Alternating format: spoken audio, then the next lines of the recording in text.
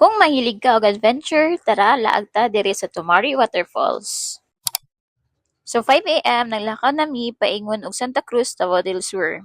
Ang sabot kay 4 AM pero kay naabot og 5 AM, di ba? Filipino time. Para dili mo mga saa guys, diri ara gyud ni siya agian sa may barakatan pasulod. Mauday ni ang una nga adto namo diri kaduha jud minalampas ani guys didto sa highway og diri pasulod na sa may barakatan. Para dili mo mga saa guys, ayo lang jud mo kaulo nga mangutana diri sa mga tawo nga maagian ninyo.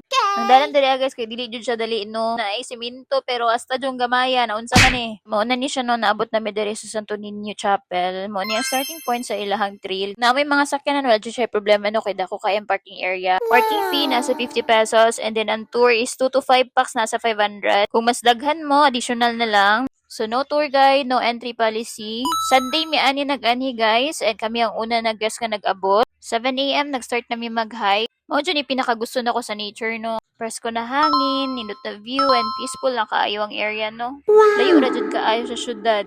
Sige raman tagpaning kamot ani, so mas maayo jud na mulaag pud ta usahay, no? Kung ikaw diha nga nagtanaw ani, muna ni ang sign para mulaag pud ka, no?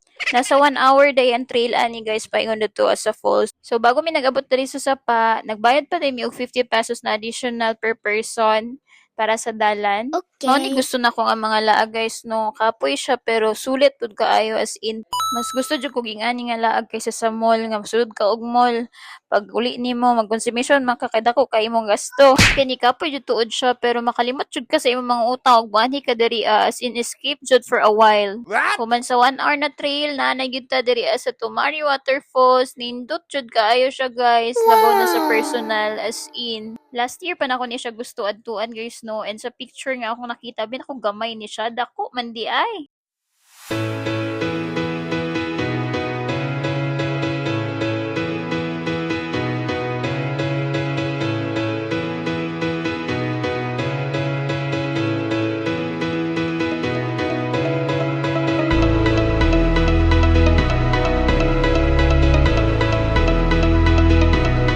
So pag abot di jud pwede na mawala ang picture taking no. Picture jud. Syempre ni guman sa picture mga jud ta no.